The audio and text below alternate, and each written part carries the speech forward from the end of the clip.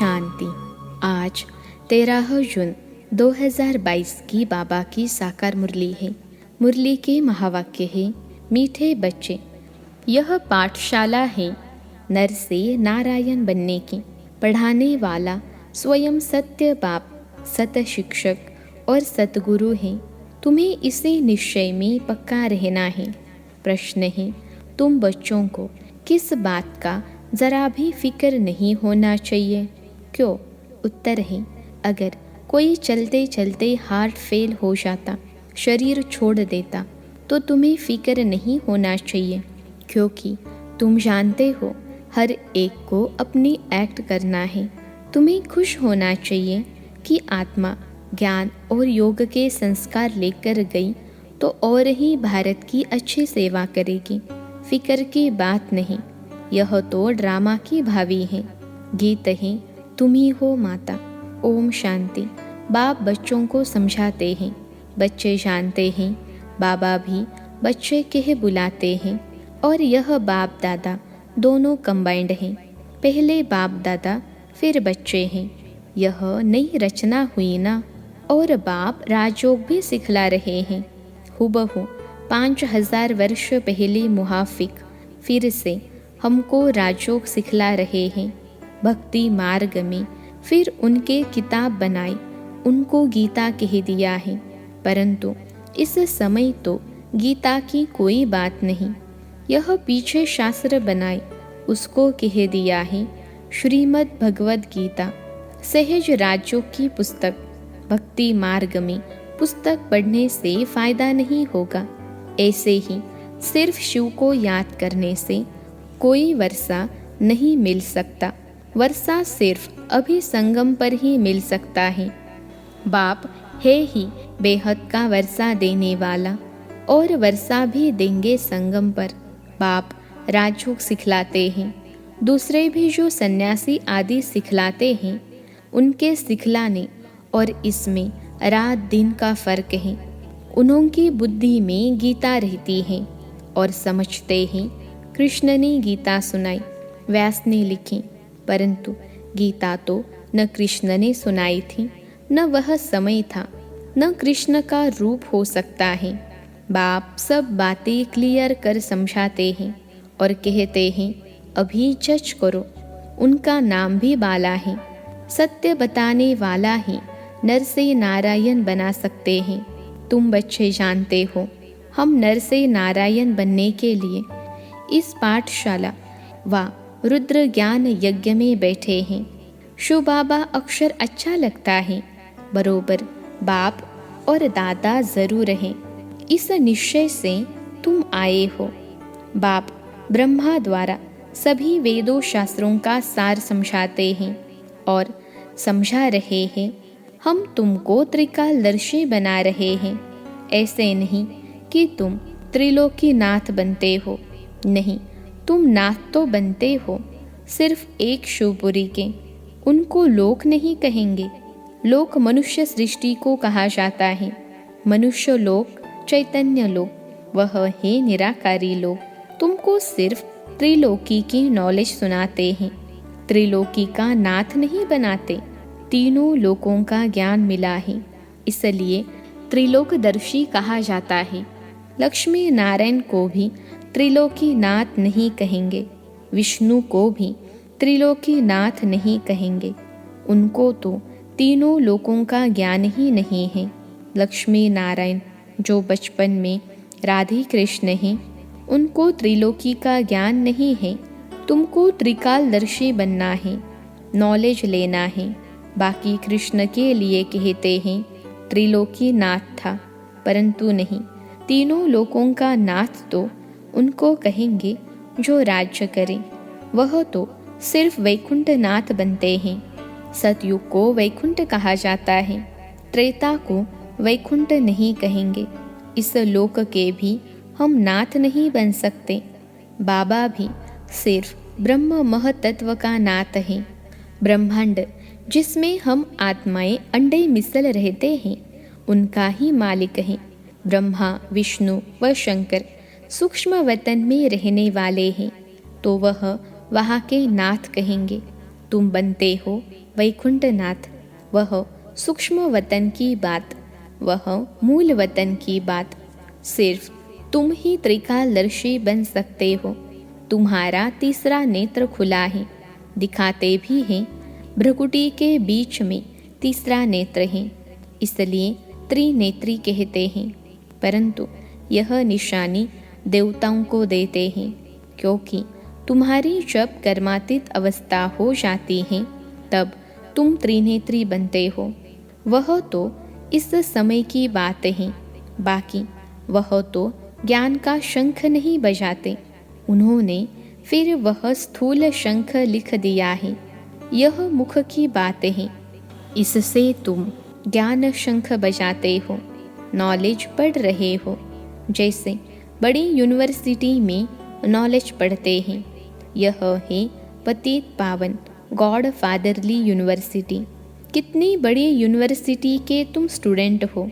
साथ साथ तुम यह भी जानते हो कि हमारा बाबा बाबा है, टीचर है, सद्गुरु है, सब कुछ है। यह माता पिता हर हालात में सुख देने वाले हैं, इसलिए कहते हैं तुम माता पिता। यह है सैक्रिन, बहुत मीठा है। देवताओं जैसे मीठे कभी कोई हो न सके। बच्चे जानते हैं भारत बहुत सुखी, एवर हेल्दी, एवर वेल्दी था, बिल्कुल पवित्र था। कहा ही जाता है वाइसलेस भारत। अभी तो नहीं कहेंगे, अभी तो विशेष पतित कहेंगे। बाप कितना सहज कर समझा रहे हैं। बाप और वर्षे को जान जाते हैं। बाबा कितना मीठा बनाते हैं, तुम भी फील करते हो। हमको श्रीमत पर पढ़ना और पढ़ाना है, यही धंधा है। बाकी कर्म भोग तो जन्म जन्मांतर का बहुत है ना। समझो कोई बीमार पड़ते हैं, कल हार्ट फेल हो जाता है तो समझा जाता है भावी ड्रामा की। उनको शायद और पार्ट बजाना होगा, इसलिए दुख की बात नहीं रहती। ड्रामा अटल है, उनको दूसरा पार्ट बजाना है। फिक्र की क्या बात है। और ही भारत की अच्छी सेवा करेंगे, क्योंकि संस्कार ही ऐसे ले जाते हैं। कोई के कल्याण अर्थ तो खुश होना चाहिए ना। समझाते रहते हैं अम्मा मरे तो हलवा खाना, इसमें समझ चाहिए। तुम जानते हो हम एक्टर्स हैं, हर एक को अपना एक्ट करना है। ड्रामा में नूंद है, एक शरीर छोड़ दूसरा पार्ट बजाना है। यहाँ से जिन संस्कारों से जाएंगे वहाँ गुप्त भी सर्विस ही करेंगे। आत्मा में संस्कार तो रहते हैं ना। जो सर्विसेबल बच्चे हैं, मुख्य मान भी उनका है। सर्विस करने वाले, भारत का कल्याण करने वाले सिर्फ तुम बच्चे हो, बाकी और सब अकल्याण ही करते हैं, पतित बनाते हैं। समझो कोई फर्स्ट क्लास सन्यासी मरता है, वह ऐसे बैठ जाते हैं हम शरीर छोड़ ब्रह्म में जाकर लीन हो जाएंगे। तो वह जाकर कोई का कल्याण कर नहीं सकते, क्योंकि वह कोई कल्याणकारी बाप के संतान थोड़े ही हैं। तुम कल्याणकारी की संतान हो, तुम किसका अकल्याण कर नहीं सकते। तुम तो जाएंगे कल्याण अर्थ। यह है पति दुनिया। बाप का ऑर्डिनेंस निकला है कि अभी यह भोग बल की रचना नहीं चाहिए। यह तमो प्रधान है। आधा कल्प से तुम एक दो को काम कटारी से दुख देते आए हो। यह रावण के 5 भूत हैं जो तुमको दुख देते हैं। यह तुम्हारे बड़े दुश्मन हैं। बाकी कोई सोनी लंका आदि थी नहीं। यह सब बातें बैठ बनाई हैं। बाप कहते यह तो बेहद की बात है। सारी मनुष्य सृष्टि इस समय रावण की जंजीरों में बंधी हुई है। मैगजीन में भी चित्र अच्छा निकला है। सब रावण के पिंजड़े में पड़े हैं। सब शोक वाटिका में हैं। अशोक वाटिका नहीं है, अशोका होटल नहीं। यह तो सब शोक की होटलें हैं। बहुत गंद करते हैं। तुम बच्चे जानते हो स्वच्छ कौन है, गंदे कौन है। अभी तुम फूल बन रहे हो। तुम बच्चे समझते हो आत्मा के रिकॉर्ड में कितना बड़ा पार्ट नोंदा हुआ है। यह बड़ी वंडरफुल बातें हैं। इस छोटी आत्मा में अविनाशी पार्ट 84 जन्मों का भरा हुआ है। कहते भी हैं हम पतित तमो प्रधान हैं, अभी है एंड, खूने नाहे खेल है ना। एक बॉम्ब से कितने मर पड़ते हैं तुम जानते हो। अभी पुरानी दुनिया रहनी नहीं है। यह पुराना शरीर पुरानी दुनिया है। हमको नई दुनिया में नया शरीर मिलता है, इसलिए पुरुषार्थ कर रहे हैं श्रीमत पर। ज़रूर यह सब बच्चे उनके मददगार हैं। श्री श्री की श्रीमत पर हम श्री लक्ष्मी श्री नारायण बनते हैं। वाइस प्रेसिडेंट को प्रेसिडेंट थोड़े ही कहेंगे, यह तो हो ही नहीं सकता। पत्थर भित्तर में भगवान अवतार कैसे लेंगे। उनके लिए गाते हैं यदा यदा ही धर्मस्य, जब जब बिल्कुल पतित बन जाते हैं, कलयुग का अंत समीप आ जाता है, तब मुझे आना पड़ता है। अब तुम बच्चे मुझ बाप को याद करो। बाबा पूछते हैं बाबा की याद रहती है। कहते हैं बाबा घड़ी घड़ी भूल जाते हैं। क्यों? लौकिक बाप को तो कभी भूलते नहीं। यह बात बिल्कुल नहीं है। बाप निराकार एक बिंदी है। यह प्रैक्टिस नहीं है। कहते हैं ना, हमने न तो कभी ऐसा सुना न उनको ऐसे याद किया। देवताओं को भी यह ज्ञान नहीं रहता। यह ज्ञान प्राय लोप हो जाता है। उनको स्वदर्शन चक्रधारी भी नहीं कहेंगे। भल कहते हैं विष्णु के 2 रूप लक्ष्मी नारायण बनते हैं। प्रवृत्ति मार्ग के लिए 2 रूप दिखाते हैं, ब्रह्मा सरस्वती, शंकर पार्वती, लक्ष्मी नारायण। ऊंचे ते ऊंचा है एक, फिर है सेकंड, थर्ड। अब बाप कहते हैं बच्चे देह सहित देह के सभी धर्म छोड़ो, अपने को आत्मा समझो। मैं आत्मा बाप का बच्चा हूँ। मैं सन्यासी नहीं हूँ। बाप को याद करो। इस देह के धर्म को भूल जाओ। बड़ा सहज है। अभी बाप के साथ बैठे हो। बाबा ब्रह्मा द्वारा बैठ बतलाते हैं। बाप दादा दोनों कंबाइंड हैं। जैसे 2 बच्चे इकट्ठे पैदा होते हैं ना, यह भी 2 का पार्ट इकट्ठा चल रहा है।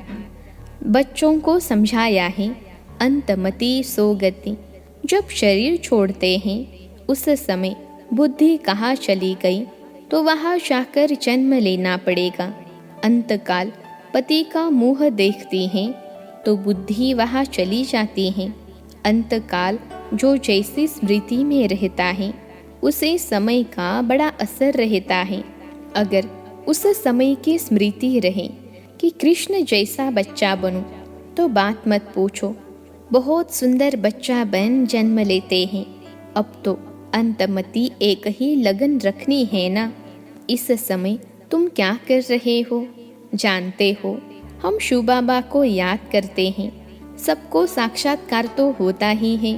मुकुटधारी तो कृष्ण भी हैं, राधे भी हैं, प्रिंस प्रिंसेस तो होंगे, परंतु कब? सतयुग में व त्रेता में। वह फिर पुरुषार्थ पर हैं। जितना पुरुषार्थ करेंगे उतना ऊंच पद पाएंगे। तुम कहते हो हम तो 21 जन्मों के लिए राजाई लेंगे। मम्मा बाबा लेते हैं तो क्यों नहीं हम फॉलो करें? नॉलेज को धारण कर फिर कराना है। इतनी सर्विस करनी है तब 21 जन्मों के लिए प्रारब्ध मिलेगी। स्कूल में जो अच्छी रीति पुरुषार्थ नहीं करते हैं तो कम मार्क्स लेते हैं। तुम अभी 5 विकारों रूपी माया रावण पर विजय पाते हो। तुम्हारी है अहिंसक युद्ध। अगर राम को निशानी न देवे तो सूर्यवंशी चंद्रवंशी कैसे कहा जाए? तो बाप कहते हैं तुम जितना पुरुषार्थ करेंगे तो अंतमति सो गति होगी। देह का भी ख्याल न हो, सबको भूलना है। बाप कहते हैं तुम नंगे यानी अशरीरी आए थे, फिर नंगे जाना है। तुम इतनी छोटी बिंदी इन कानों से सुनती हो, मुख द्वारा बोलती हो। हम आत्मा एक शरीर छोड़ फिर दूसरे में जाते हैं। अभी हम आत्माएं घर जा रही हैं। बाबा बड़ा श्रृंगार कराते हैं, जिससे मनुष्य से देवता बन जाते हैं। तुम जानते हो, शिव बाबा को याद करने से हम ऐसे बनते हैं। गीता में भी है, मुझे याद करो और वर्षे को याद करो तो तुम स्वर्ग के मालिक बनेंगे। बिल्कुल सहज हैं, समझते भी हैं। बरोबर हम कल्प कल्प आपसे ब्रह्मा द्वारा वर्षा पाते हैं। गाते भी हैं ना, ब्रह्मा द्वारा स्थापना देवता धर्म की। नापास होने से फिर त्रेता के क्षत्रिय धर्म में चले जाते हैं। ब्रह्मा द्वारा ब्राह्मण, देवता, क्षत्रिय 3 धर्मों की स्थापना होती है। सतयुग में और कोई धर्म होते नहीं और सब बाद में आते हैं। उनसे हमारा कोई कनेक्शन नहीं। भारतवासी भूल गए हैं कि हम आदि सनातन देवी देवता धर्म के हैं। यह भी ड्रामा का पार्ट ऐसा बना हुआ है। अच्छा, मीठे मीठे सिखलते बच्चों प्रति माता पिता बाप दादा का याद प्यार और गुड मॉर्निंग। रूहानी बाप की रूहानी बच्चों को नमस्ते। हम रूहानी बच्चों की सिखलते रूहानी माता पिता बाप दादा को याद प्यार, गुड मॉर्निंग और नमस्ते बाबा नमस्ते। धारणा के लिए मुख्य सार पहली पॉइंट है, श्रीमत पर पढ़ने और पढ़ाने का धंधा करना है। ड्रामा की भावी पर अटल रहना है। किसी भी बात का फिक्र नहीं करना है। दूसरी पॉइंट है, अंत काल में एक बाप के सिवाय और कोई भी याद न आए, इसलिए इस देह को भी भूलने का अभ्यास करना है और शरीरी बनना है। आज का वरदान है, मन बुद्धि से किसी भी बुराई को टच न करने वाले संपूर्ण वैष्णव व सफल तपस्वी भव। मन बुद्धि से किसी भी बुराई को टच न करने वाले संपूर्ण वैष्णव व सफल तपस्वी भव। विश्लेषण है, पवित्रता की पर्सनैलिटी व रॉयल्टी वाले मन बुद्धि से किसी भी बुराई को टच नहीं कर सकते। जैसे ब्राह्मण जीवन में शारीरिक आकर्षण व शारीरिक टचिंग अपवित्रता है, ऐसे मन बुद्धि में किसी विकार के संकल्प मात्र की आकर्षण व टचिंग अपवित्रता है। तो किसी भी बुराई को संकल्प में भी टच न करना, यही संपूर्ण वैष्णव व सफल तपस्वी की निशानी है। आज का स्लोगन है, मन की उलझनों को समाप्त कर वर्तमान और भविष्य को उज्जवल बनाओ। मन की उलझनों को समाप्त कर वर्तमान और भविष्य को उज्जवल बनाओ। अच्छा, ओम शांति।